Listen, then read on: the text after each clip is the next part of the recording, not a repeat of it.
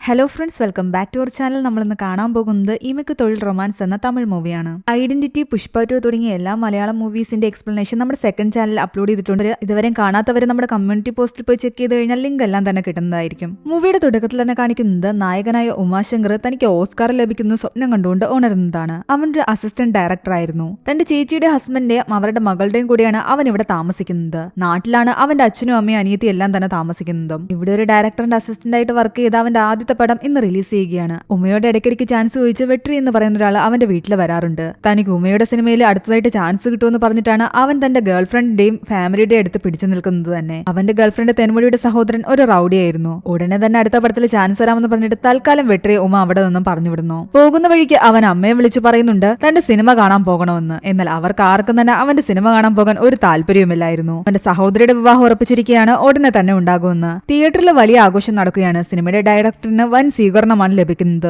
ഒരു ഓട്ടോക്കാരനായിരുന്നു ഇതിനെല്ലാം തന്നെ മുൻകൈ എടുത്തു നിന്നിരുന്നത്. എന്നാൽ സിനിമ കാണാൻ കയറിയതോടുകൂടി ആൾക്കാരുടെ മട്ടും പാവവും എല്ലാം തന്നെ മാറി. അത്രയധികം ബോർ സിനിമയായിരുന്നു അത്. ആദ്യമായപ്പോഴേക്ക് തന്നെ ആൾക്കാർ എണീച്ച് കൂവാനും അടിയുണ്ടാക്കാനും ഒക്കെ തുടങ്ങിയിരുന്നു. അവിടെ നിന്ന് ഇറങ്ങിയ ആൾക്കാർ ഡയറക്ടറിനെ കയ്യിൽ കിട്ടിയ കൊന്നുകളയെന്നുള്ള അവസ്ഥയാണ്. ഒരു വിധത്തിലാണ് ഡയറക്ടർ അവിടെ നിന്ന് രക്ഷപ്പെട്ടു പോയത്. ഉമ്മയ്ക്കും ആകെ നാണക്കേടായി. അവന്റെ കൂട്ടുകാരെല്ലാം തന്നെ ഇതിനെപ്പറ്റി പറഞ്ഞു ചിരിക്കാൻ തുടങ്ങി. എന്തെങ്കിലും ഒരിക്കൽ താൻ നല്ലൊരു സിനിമ ചെയ്യുമെന്ന് അവൻ അവരോടെല്ലാം തന്നെ പറയുന്നു. അങ്ങനെ സിനിമ പൊട്ടിയ വിഷമത്തിൽ രാത്രി മദ്യപിച്ചിട്ടാണ് അവൻ വീട്ടിലേക്ക് വരുന്നത്. അവന്റെ ചേച്ചി അവനെ കുറെ വഴക്ക് പറഞ്ഞിട്ട് വീട്ടിൽ നിന്നും പുറത്താക്കുന്നു. രാത്രി ഒരുപാട് വിഷമത്തോടെ അവൻ റോഡിലേക്ക് ഇറങ്ങിയപ്പോ അവിടെയെല്ലാം തന്നെ കൊതുകിനെ പുകയ്ക്കുന്ന മരുന്നടിച്ചിട്ടുണ്ടായിരുന്നു. ആ പുകയ്ക്കുള്ളിൽ വെച്ചിട്ട് അവനൊരു പെൺകുട്ടിയെ കാണുന്നു. ഇതാണ് നമ്മുടെ മൂവിയിലെ നായിക ലിയോണ. ലിയോ എന്നാണ് എല്ലാവരും അവളെ വിളിക്കുന്നത്. കണ്ട മാത്രയിൽ തന്നെ ഉമ്മയ്ക്ക് അവളോട് പ്രണയം തോന്നാൻ തുടങ്ങി. പിറ്റേന്ന് രാവിലെ വീട്ടിലെത്തി അവനാകട്ടെ ചേച്ചിയോട് നന്ദി പറയുന്നു. തലേന്ന് രാത്രി എന്നെ വീട്ടിൽ നിന്ന് അവരവനെ പുറത്താക്കിയില്ലായിരുന്നെങ്കിൽ അവനൊരിക്കലും ലിയോയെ കാണില്ലായിരുന്നു. അങ്ങനെ കുറച്ചു കഴിയുമ്പോൾ ചേച്ചിയുടെ മകളെ കരാട്ട ക്ലാസ്സിനെ കൊണ്ടുവിടാൻ വേണ്ടിയിട്ട് അവൻ അവളെയും കൂട്ടി ബൈക്കിൽ പോവുകയാണ്.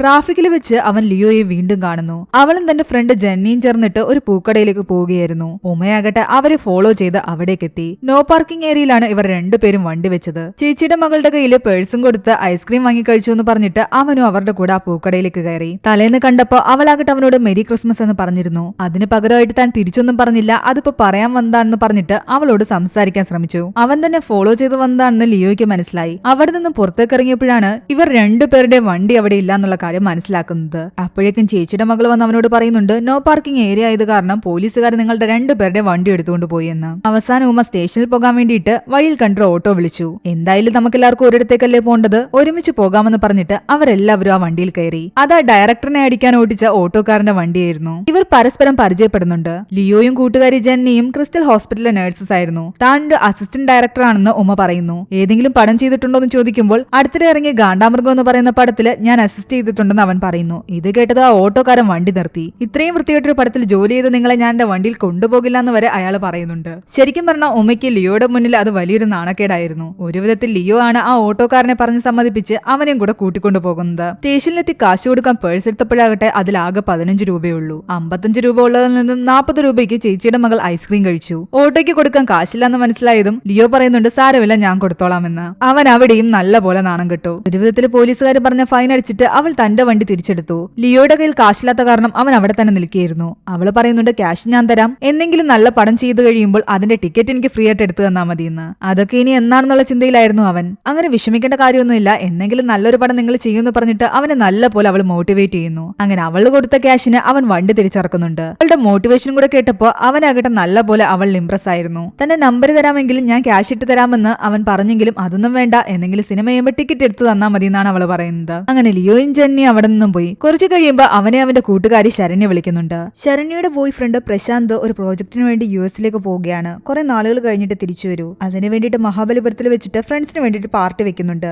അവൾക്കും കൂടെ പോകണം, അവിടെ ടൈം സ്പെൻഡ് ചെയ്യണം. എന്നാൽ അവളുടെ അമ്മയോട് പറഞ്ഞ് സമ്മതിപ്പിക്കേണ്ട ജോലി ഉമ്മയ്ക്കായിരുന്നു. അവളുടെ അമ്മയെ ഉമ്മ വിളിച്ചിട്ട് പറയുന്നുണ്ട് തന്റെ ഷൂട്ടിങ്ങിന്റെ ആവശ്യത്തിന് വേണ്ടിയിട്ട് ശരണ്യെ തന്നെ 2 ദിവസത്തേക്ക് കൂട്ടിക്കൊണ്ട് പോയിക്കോട്ടെ എന്ന്. അവളുടെ അമ്മയ്ക്ക് അവനെന്ന് വെച്ച് കഴിഞ്ഞാൽ അത്രയ്ക്ക് കാര്യമായിരുന്നു. ക്ലോസ് ഫ്രണ്ട് ആയതുകൊണ്ട് തന്നെ അവന്റെ കൂടെ വിടാനും അവർക്ക് ഒരു മടിയും ഉണ്ടായിരുന്നില്ല. അതിനെന്താ അവളെ കൂട്ടിക്കൊണ്ട് പോയിക്കൊള്ളാൻ പറയുന്നു. അവന്റെ കൂടെ പോവുകയാണെന്ന് പറഞ്ഞിട്ട് അവൾ പോകുന്നത് തന്റെ ബോയ് ഫ്രണ്ട് പ്രശാന്തിന്റെ കൂടെയായിരുന്നു. പിറ്റേ ദിവസം ഉമ്മയാകട്ടെ തന്റെ ഫ്രണ്ടിന്റെ കൂടെ ചേർന്നിട്ട് ക്രിസ്റ്റൽ ഹോസ്പിറ്റലിൽ വന്ന് ലിയോയോട് തന്റെ പ്രണയം പറയാൻ തീരുമാനിക്കുകയാണ്. ഹോസ്പിറ്റലിലേക്ക് കയറി പോകാൻ നേരത്ത് അവനെ കാവ്യ എന്ന് പറയുന്ന ഒരു പെൺകുട്ടി വിളിച്ചിട്ട് പറയുന്നുണ്ട് ഞാൻ മറ്റൊരു ഹോസ്പിറ്റലിൽ ജോലി ചെയ്യുന്ന സമയത്ത് നിങ്ങൾ അവിടെ ഷൂട്ടിങ്ങിന് വന്നിട്ടുണ്ട്, എനിക്ക് സിനിമയിൽ ഒരു ചാൻസ് വേണമെന്ന്. അതിനെപ്പറ്റിയൊക്കെ പിന്നെ സംസാരിക്കാന്ന് പറഞ്ഞിട്ട് അവളെ ഇഗ്നോർ ചെയ്തിട്ട് അവൻ നേരെ ലിയോയുടെ അടുത്തേക്ക് പോകുന്നു. അപ്പോഴാണ് അവൻ കാണുന്നത് ലിയോ ഒരു പയ്യന്റെ കൂടെ ബൈക്കിൽ കയറി പോകുന്നത്. പോകുന്നത്. അവൻ ആകെ ഷോക്കായി. ഒരുപാട് വിഷമത്തോടെ അവരെ ഫോളോ ചെയ്ത് അവൻ പോയി. ഒരു ഏരിയയിലെത്തി കഴിയുമ്പോൾ അവരെ അവൻ കാണുന്നുണ്ടായിരുന്നില്ല. കുറെ നേരം അവിടെ എവിടെയൊക്കെ നോക്കി നിന്ന് കഴിയുമ്പോൾ ലിയോ തന്റെ വീടിന്റെ മുകളിൽ നിൽക്കുന്നത് അവൻ കാണുന്നു. അങ്ങനെ അവൻ നേരെ അവളുടെ വീട്ടിലേക്ക് ചെല്ലുകയാണ്. കോളുംബെല്ലടിച്ച് അവൾ വാതിൽ തുറന്നതും അവനെ കണ്ട ആകെ ഒന്ന് ഷോക്കായി. താൻ ക്യാഷ് തിരിച്ചു തരാൻ വന്നതാണെന്നാണ് അവൻ പറയുന്നത്. തന്നെ അകത്തേക്ക് ക്ഷണിക്കുന്നില്ലെന്ന് അവൻ ചോദിക്കുന്നു. അപ്പോഴാണ് അവൾ അക്കാര്യം ഓർക്കുന്നത്. അവൾ അവനെ അകത്തേക്ക് വിളിക്കുന്നു. അച്ഛനെ അമ്മയെ അനിയത്തി എല്ലാം തന്നെ പരിചയപ്പെടുത്തുന്നു. അതിനിടയ്ക്ക് നേരത്തെ അവൻ കണ്ട ആ പയ്യനെ അവിടെ കാണുന്നുണ്ട്. അത് ശരിക്കും ലിയോയുടെ അനിയനായിരുന്നു. അത് കേട്ടപ്പോഴാണ് അവന് സമാധാനമായത്. ബോയ് ഫ്രണ്ട് ആണെന്ന് അവൻ വെറുതെ തെറ്റിദ്ധരിച്ചു. അതിനിടയ്ക്ക് അവളുടെ അനിയത്തി അവനോട് പറയുന്നുണ്ട് തലയുടെ പടത്തിന് ഒരു 4 ടിക്കറ്റ് ഒപ്പിച്ചേരാൻ പറ്റുമോ എന്ന്. ചേച്ചി എന്തായാലും സിനിമ കാണാൻ വരില്ല, ഞങ്ങൾക്ക് 4 പേർക്ക് വേണ്ടിയിട്ടാണ് ടിക്കറ്റ് വേണ്ടത്. അതെന്താ ചേച്ചി സിനിമ കാണാത്തെന്ന് ചോദിക്കുമ്പോൾ ആ പെൺകുട്ടി പറയുന്നുണ്ട് ചേച്ചി 2 ദിവസം കഴിയുമ്പോൾ ഡൽഹിക്ക് പോവുകയാണെന്ന്. അവിടെ ലിയോയ്ക്ക് നല്ല ജോലി കിട്ടിയിരിക്കുന്നു. ഇത് കേട്ടതും ഉമ്മ വീണ്ടും ആകെ ഡൗൺ ആയി. അവൻ ഒരുപാട് വിഷമത്തോടെയാണ് അവിടെ നിന്നും ഇറങ്ങുന്നത്. രാത്രി മുഴുവൻ അവൻ എന്തൊക്കെയോ ആലോചിക്കുകയായിരുന്നു. പിറ്റേന്ന് ലിയോയെ നേരിട്ട് കണ്ട് അവൻ തന്റെ പ്രണയം പറയാൻ തീരുമാനിക്കുന്നു. നിന്നെ കണ്ട മാത്രയിൽ തന്നെ എനിക്ക് നിന്നെ ഇഷ്ടമായെന്നും ജീവിതകാലം മുഴുവൻ നീ എന്റെ കൂടെ വേണം, ആലോചിച്ചിട്ട് നീ മറുപടി പറഞ്ഞാൽ മതിയെന്ന് അവൻ പറയുന്നു. എന്നാൽ അവള് കേട്ട മാത്രയിൽ പറയുന്നുണ്ട് അതൊന്നും ശരിയാവില്ല എന്ന്. ഞാൻ ആ വീട്ടിൽ മൂത്തത്, എനിക്ക് അനിയത്തി അനിയനും ഒക്കെ ഉണ്ട്, ഒരുപാട് കമ്മിറ്റ്മെന്റ്സ് ഉണ്ട്. മാത്രമല്ല അവള് ക്രിസ്ത്യനാണ്, ഒരുപാട് പ്രശ്നങ്ങൾ ഉണ്ടാവും, ഇത് ശരിയാവില്ല എന്ന് പറഞ്ഞിട്ട് അവൾ അവിടെ നിന്ന് പോകാൻ നേരം അവൻ പറയുന്നുണ്ട് ഒരു കാര്യം ചെയ്ത് നീ എന്നെ പ്രണയിക്കണ്ട, അറ്റ്ലീസ്റ്റ് ഇവിടെ നിന്ന് പോകാതെങ്കിലും ഇരുന്നൂടെ. ഡൽഹിയിൽ പോയി കഴിഞ്ഞാൽ ഭാഷ പ്രശ്നമാണ്, അതുപോലെ തണുപ്പാണ്, മാത്രമല്ല ടെററിസ്റ്റ് അറ്റാക്ക് വരെ വരാറുണ്ട്.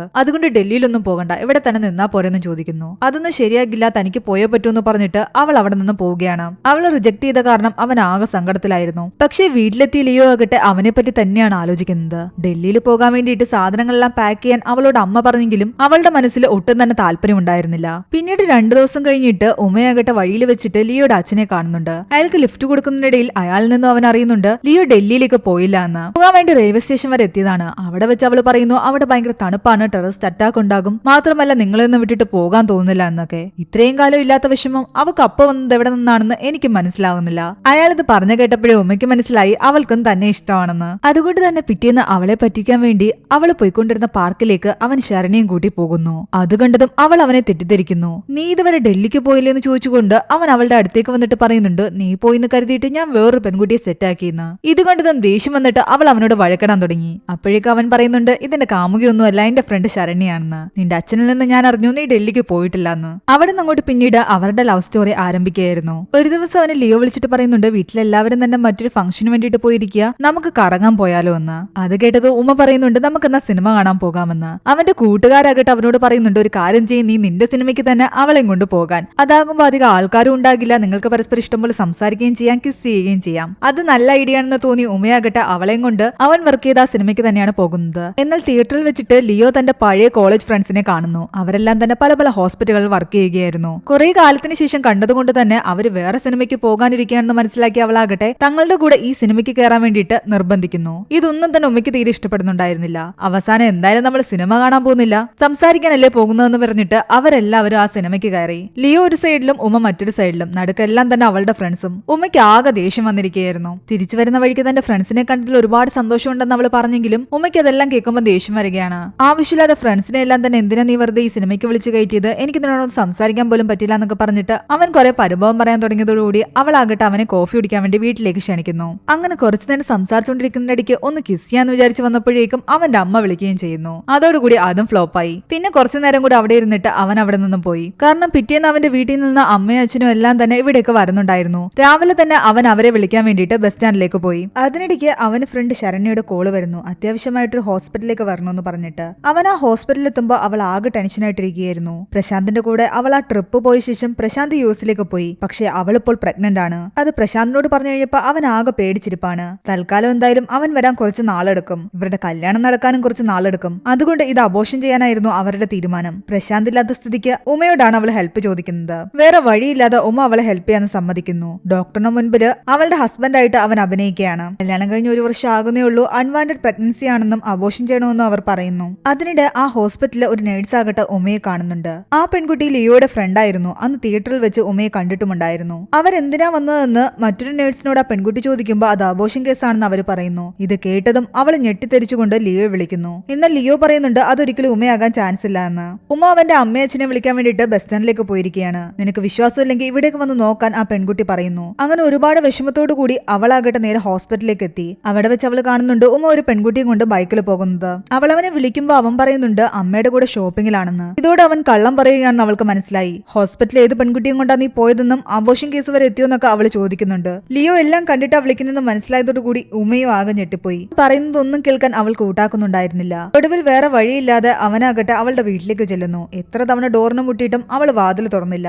അപ്പുറം ഇപ്പുറമുള്ള ആൾക്കാരെല്ലാം തന്നെ ഇതെന്തോ പ്രശ്നമാണെന്ന് വിചാരിച്ചിട്ട് പോലീസിനെ വിളിക്കുന്നു. പോലീസുകാർ വന്നപ്പോഴും അവള് പറയുന്നുണ്ട് ഒന്നും ചോദിക്കാൻ നിൽക്കേണ്ട, ഇവനെ പിടിച്ചുകൊണ്ട് പോവാൻ. അങ്ങനെ കുറച്ചു കഴിയുമ്പോ അവന്റെ വീട്ടിലേക്ക് ഒരു കോള് വരുന്നു. അവന്റെ അനിയത്തെ കെട്ടാൻ പോകുന്ന ചെക്കന്റെ ഒരു ബന്ധു ആ പോലീസ് സ്റ്റേഷനിൽ വർക്ക് ചെയ്യുന്നുണ്ടായിരുന്നു. അയാളാണ് കാര്യങ്ങൾ വിളിച്ചു പറയുന്നത്. തൽക്കാലം അവന്റെ അളിയൻ വന്ന സ്റ്റേഷനിൽ നിന്ന് അവനെ കൂട്ടിക്കൊണ്ടു പോകുന്നു. ആ സമയത്ത് സെന്തിലിനോട് അയാൾ ചോദിക്കുന്നുണ്ട് എന്താ ഇവന്റെ പ്രശ്നമെന്ന്. അവനൊരു നേഴ്സ് പെണ്ണിനെ പ്രണയിച്ചിരുന്നു, നല്ലതുപോലെ പോയിക്കൊണ്ടിരുന്നത്, ഇപ്പൊ എന്ത് പറ്റിയെന്ന് അറിയില്ല എന്ന്. ഇവിടെ ലിയോ തന്റെ ഫ്രണ്ടിനോട് വിഷമങ്ങളെല്ലാം പറഞ്ഞിരുന്ന് കരയുകയായിരുന്നു. അവന് വേണ്ടിയിട്ട് ഞാൻ ഡൽഹിയിലെ ജോലി പോലും വേണ്ടാന്ന് വെച്ചിട്ട് നിന്നതാ, അവൻ എന്നെ ഇപ്പോൾ ചതിച്ചിരിക്കുന്നു. എന്നാൽ ശരണ്യെ കൂടെ നിർത്തി സത്യങ്ങളെല്ലാം തുറന്നു പറയാൻ വേണ്ടിയിട്ട് ഉമ്മ അവളെ വിളിച്ചെങ്കിലും അവൾ ഫോൺ എടുക്കുന്നില്ല. ഒടുവിൽ ശരണ്യാകട്ടെ ലിയോയെ കാണാൻ അവളുടെ ഹോസ്പിറ്റലിലെത്തി. എന്നാൽ ജനനി ലിയോയെ കാണാൻ അവളെ അനുവദിക്കുന്നില്ല.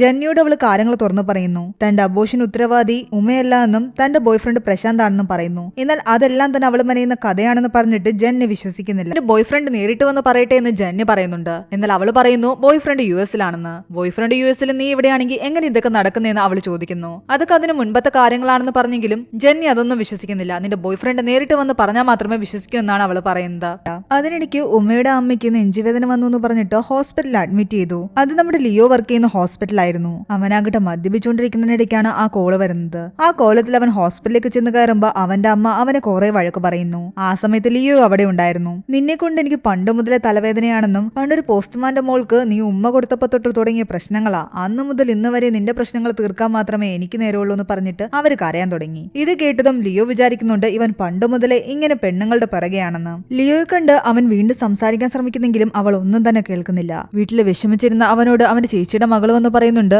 ലവ് ഫെയിലർ ആണെങ്കിൽ സൂസൈഡ് ഒന്നും ചെയ്യാൻ നിൽക്കരുതെന്ന്. എന്റെ കൂട്ടുകാരൻ പറഞ്ഞിട്ടുണ്ട് ലവ് ഫെയിലർ ആകുന്നവരൊക്കെ സൂസൈഡ് ചെയ്യുമെന്ന്. ഇത് കേട്ട് ദേഷ്യം വന്നിട്ട് അവൻ പറയുന്നുണ്ട് ആടെ ഞാൻ സൂയിസൈഡ് ചെയ്യാൻ പോവുക, നീ നിന്റെ കാര്യം നോക്കാൻ. ആ കൊച്ചുകുട്ടിയാകട്ടെ അവൻ പറഞ്ഞത് സീരിയസ് ആയിട്ട് എടുത്തു. അവന്റെ കൂട്ടുകാരൻ വന്നപ്പോ ഇവൻ ഇങ്ങനെ പറഞ്ഞ കാര്യവും കൂട്ടുകാരനോട് പറഞ്ഞു കൊടുത്തു. അത് കേട്ട് സെന്തിലും ആകെ ടെൻഷനിലായി. അവൻ ഈ കാര്യം ശരണ്യോട് പറയുകയും പിറ്റേന്ന് തന്നെ ശരണ്യാകട്ടെ ലിയോയെ കാണാൻ വരികയും ചെയ്യുന്നു. അവള് ലിയോയോട് എന്തൊക്കെയോ സംസാരിക്കുന്നു. കുറച്ചു കഴിയുമ്പോൾ ലിയോ ആകട്ടെ വന്ന് ഉമ്മയോട് പറയുന്നുണ്ട് ഞാൻ നിന്നെ ഒരുപാട് തെറ്റിദ്ധരിച്ചു, ശരണ്യ എന്നോട് എല്ലാ സത്യങ്ങളും തുറന്നു പറഞ്ഞു വന്ന്. ശരണ്യ പ്രശാന്തിനെയും കുട്ടിയാണ് വന്നത്. അത് കേട്ടപ്പോ ശരിക്കും ഉമ്മ ഞെട്ടി. പ്രശാന്ത് ഇതിനു വേണ്ടിയിട്ട് ഇവിടം വരെ എത്തിയോന്ന് അവൻ ചിന്തിക്കുന്നു. കഫേയിലേക്ക് ചെന്നപ്പോഴാണ് അവന് മനസ്സിലാകുന്നത് അതെല്ലാം തന്നെ നാടകമാണെന്ന്. പ്രശാന്ത് യുഎസിൽ നിന്ന് വന്നിട്ടില്ല. പ്രശാന്ത് എന്ന് പറഞ്ഞിട്ട് ശരണ്യയുടെ കൂടെ അഭിനയിക്കുന്നത് നേരത്തെ സിനിമയിൽ ചാൻസ് ചോദിച്ചു കിടന്ന ആ വെട്രിയായിരുന്നു. ഉമ്മയ്ക്ക് വേണ്ടിയാണെന്ന് പറഞ്ഞപ്പോൾ അവൻ മുടിയെല്ലാം വെട്ടിയിട്ട് പ്രശാന്തായിട്ട് ഇപ്പോൾ അഭിനയിച്ചുകൊണ്ടിരിക്കുകയാണ്. ഇനിയിപ്പോ ഈ കള്ളത്തരം മാറ്റാൻ നമ്മുടെ ഉമ്മയ്ക്കും പറ്റില്ല. പ്രശ്നങ്ങൾ സോൾവ് ആയ സ്ഥിതിക്ക് അവർ വീണ്ടും റിലേഷൻഷിപ്പിലായി. അതിനിടയ്ക്ക് കാവ്യ എന്ന് പറയുന്ന നേഴ്സ് പെൺകുട്ടിയാകട്ടെ വീണ്ടും ഉമ്മയോട് വന്ന് ചാൻസ് ചോദിക്കുന്നു. ഇവർ തമ്മിൽ സംസാരിക്കുന്ന കണ്ടിട്ട് ഇവന്റെ അളിയൻ തെറ്റിദ്ധരിക്കുന്നുണ്ട് അവൻ സ്നേഹിക്കുന്ന നേഴ്സ് പെൺകുട്ടി ഇവളായിരിക്കുമെന്ന്. അവന്റെ അമ്മയെ ഹോസ്പിറ്റലിൽ നിന്ന് ഡിസ്ചാർജ് ആക്കാൻ നേരത്ത് അവന്റെ അമ്മയെ ഇത്രയും നാളും കെയർ ചെയ്ത ലിയോയും അവന്റെ അനിയത്തിയുടെ കല്യാണത്തിന് വേണ്ടി ക്ഷണിക്കുന്നു. അവരവിടെ നിന്നും പോയി കഴിയുമ്പോൾ അവന്റെ അളിയനാകട്ടെ അവന്റെ അമ്മയോട് പറയുന്നുണ്ട് അവനൊരു നേഴ്സ് പെൺകുട്ടിയെ സ്നേഹിക്കുന്നുണ്ടെന്ന്. എന്നിട്ട് അയാൾ കാവ്യയാണ് വിളിച്ചിരുത്തി കാണിക്കുന്നത്. കാവ്യക്ക് പോലും അറിയില്ലായിരുന്നു ഇവരെന്തൊക്കെയായി പറയുന്നതെന്ന്. ഉമ്മ സ്നേഹിക്കുന്ന നേഴ്സ് പെൺകുട്ടി കാവ്യയാണെന്ന് അവർ തെറ്റിദ്ധരിക്കുന്നു. ഇവര് പറയുന്ന കേട്ടിട്ട് ഉമ്മ തന്നെ സ്നേഹിക്കുന്നുണ്ടെന്ന് കാവ്യയും തെറ്റിദ്ധരിക്കുന്നു. അവര് കാവ്യയും കല്യാണത്തിന് വിളിച്ചിട്ടുണ്ടായിരുന്നു. ഇവർക്കിടയിലെ പ്രശ്നങ്ങൾ സോൾവ് ആയത് കാരണം ലിയോ തന്നെ പറ്റിയും ഉമ്മയെ പറ്റിയും തന്റെ വീട്ടുകാരോട് പറയുന്നു. അവളുടെ ഇഷ്ടത്തിന് വീട്ടുകാർ എതിരൊന്നും തന്നെ നിൽക്കുന്നില്ല. അങ്ങനെ തന്റെ സൈഡിൽ നിന്ന് സമ്മതം കിട്ടി, ഇനി നിന്റെ വീട്ടിൽ സമ്മതിച്ചാൽ മതി എന്നാണ് ലിയോ അവനോട് പറയുന്നത്. കല്യാണത്തിന് എല്ലാവരും സമയത്തിന് എത്തണമെന്ന് പറഞ്ഞിട്ട് അവൻ നേരത്തെ തന്നെ നാട്ടിലേക്ക് പോയി. ലിയോയ്ക്ക് ഒരേ നിർബന്ധമായിരുന്നു വിവാഹത്തിന് പ്രശാന്തും വരണമെന്ന്. എന്നാൽ അവന് വർക്കുണ്ടെന്ന് പറഞ്ഞിട്ട് ഒരു വിധത്തിൽ ശരണ്യെ ഒഴിവാക്കാൻ നോക്കിയെങ്കിലും ലിയോ സമ്മതിക്കുന്നില്ല. ഞാൻ അവനോട് സംസാരിക്കാന്ന് പറഞ്ഞിട്ട് ശരണ്യെ കൊണ്ട് പ്രശാന്തിനെ വിളിപ്പിക്കുന്നു. പക്ഷെ വെട്രിയായിരുന്നു പ്രശാന്തായിട്ട് അഭിനയിക്കുന്നത്. വേറെ വഴിയില്ലാതെ തന്റെ കാമുകിയോട് കള്ളം പറഞ്ഞിട്ട് ഇവരുടെ കല്യാണത്തിന് വരാമെന്ന് വെട്രിയും അവരോട് സമ്മതിക്കുന്നു. അവൻ തേൻമൊഴിയോട് പറയുന്നത് തനിക്കൊരു ഷൂട്ടിംഗ് ഉണ്ടെന്നാണ്. പിറ്റേന്ന് ശരണ്യയുടെ കൂടെ പ്രശാന്തായിട്ട് അവൻ കല്യാണത്തിന് പോകാൻ വേണ്ടിയിട്ട് ബസ് സ്റ്റാൻഡിലേക്ക് പോയി. എന്നാൽ തേൻമൊഴി വഴിയിൽ നിന്ന് ഇത് കാണുകയും അവനെ ഫോൺ ചെയ്യുമ്പോൾ അവൻ കള്ളം പറയുന്നത് കേട്ടിട്ട് ഡൗട്ട് അടിച്ചിട്ട് തന്റെ സഹോദരനെ വിളിച്ച് കാര്യം പറയുകയും ചെയ്യുന്നു. അവളുടെ സഹോദരൻ ഇവൻ എവിടേക്കാ പോയിരിക്കുന്നതെന്ന് അന്വേഷിച്ചറിഞ്ഞ ശേഷം അങ്ങോട്ടേക്ക് വെച്ചുപിടിച്ചു. കല്യാണത്തിന് ലിയോയെ എത്തിയിട്ടുണ്ടായിരുന്നു, കാവ്യയെ എത്തിയിട്ടുണ്ടായിരുന്നു. ഉമ്മയുടെ അമ്മയും വീട്ടുകാരും വിചാരിക്കുന്നത് അവൻ സ്നേഹിക്കുന്നത് കാവ്യയാണെന്നാണ്. അവന്റെ അമ്മ അവനോട് പറയുന്നുണ്ട് നിനക്ക് ആ നേഴ്സ് കൊച്ചിനെ ഒരുപാട് ഇഷ്ടമാണെന്ന് എനിക്കറിയാം, അനിയത്തിയുടെ കല്യാണം കഴിഞ്ഞിട്ട് നിന്റെ കല്യാണം നമുക്ക് നടത്താമെന്ന്. ലിയോയുടെ കാര്യമാണ് അമ്മ പറയുന്നതെന്ന് വിചാരിച്ചിട്ട് അവൻ ഒരുപാട് സന്തോഷത്തോടെ ലിയോയോട് പോയി പറയുന്നുണ്ട് നമ്മുടെ വിവാഹത്തിന് അമ്മ സമ്മതിച്ചു എന്ന്. അങ്ങനെ അന്ന് രാത്രി ഇവരെല്ലാം സംസാരിച്ചുകൊണ്ടിരിക്കുന്നതിനിടയ്ക്ക് ശരണ്യയോട് അവരുടെ ലവ് സ്റ്റോറിയെ പറ്റി ലിയോ ചോദിക്കുന്നു. വീട്ടിൽ പ്രശാന്തായിട്ട് അഭിനയിക്കുന്നത് കാരണം അവൻ വേണമായിരുന്നു എല്ലാ കാര്യങ്ങളും പറയാൻ. അതുകൊണ്ട് അവൻ കുറെ കള്ളങ്ങൾ പറയുന്നു. ഇതെല്ലാം തന്നെ അവനെ അന്വേഷിച്ചുകൊണ്ട് വന്ന അവന്റെ കാമുകിയുടെ സഹോദരനും കേൾക്കുന്നു. അതിന്റെ പേരിൽ അവർ തമ്മിൽ വലിയ അടിയായി. അവസാനം എല്ലാവരുടെയും എല്ലാവരുടെയും മുൻപിൽ വെച്ചിട്ട് വെട്രി പറയുന്നുണ്ട് ഞാൻ പ്രശാന്ത് അല്ല എന്നും വെട്രിയാണെന്നും ശരണ്യ പറഞ്ഞിട്ട് താൻ അഭിനയിക്കുകയാണെന്നും.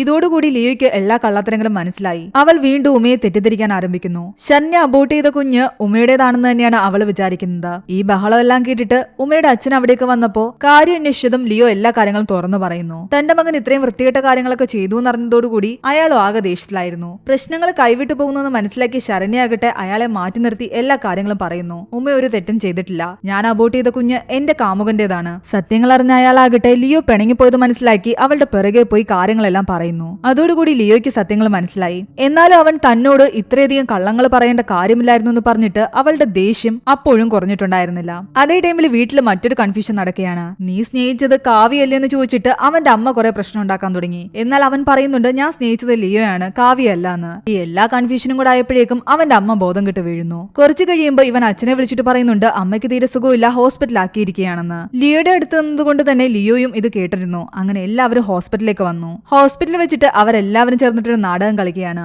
അവന്റെ അമ്മയ്ക്ക് യഥാർത്ഥത്തിൽ വലിയ കുഴപ്പമൊന്നും തന്നെ ഉണ്ടായിരുന്നില്ല. ലിയോ എന്തായാലും നിന്നെ വിട്ടിട്ട് പോയെങ്കിൽ കാവ്യ നീ വിവാഹം കഴിച്ചേ പറ്റുമെന്ന് അവര് മരണക്കടക്കിൽ കിടന്ന് പറയുന്ന പോലെ അഭിനയിക്കുന്നു. ഉമ്മയും പറയുന്നുണ്ട് എന്നാൽ എനിക്ക് സമ്മതമാണെന്ന്. ഇത് കേട്ടതും ലിയോ വീണ്ടും പ്രശ്നം ഉണ്ടാക്കുന്നു. എന്നെ ചതിച്ചിട്ട് നീ വീണ്ടും ഇവളെ കല്യാണം കഴിക്കുമെന്ന് ചോദിച്ചിട്ട് അവളെ വഴക്കുണ്ടാക്കാൻ തുടങ്ങി. അങ്ങനെ അവസാനം അടിയുണ്ടാക്കി അവൻ അവളെ കിസ് ചെയ്യുകയാണ്. അങ്ങനെ അവർക്കിടയിലെ കൺഫ്യൂഷൻ എല്ലാം ക്ലിയർ ആയി, പ്രശ്നങ്ങളെല്ലാം മാറി അവരുടെ ലൈഫ് ഓക്കെ ആകുന്നിടത്ത് ഈ ഒരു മൂവി അവസാനിക്കുകയാണ്. ഈ മൂവിയുടെ സ്റ്റോറി എങ്ങനെയുണ്ടായിരുന്നു നിങ്ങൾ താഴെ കമന്റ് ചെയ്യുക. മാത്രമല്ല നമ്മുടെ സെക്കൻഡ് ചാനൽ അപ്ലോഡ് ചെയ്തിരിക്കുന്ന പുതിയ മൂവീസ് കാണാത്തവരാരെങ്കിലും ഉണ്ടെങ്കിൽ എല്ലാവരും പോയി കണ്ട അഭിപ്രായങ്ങൾ പറയുക.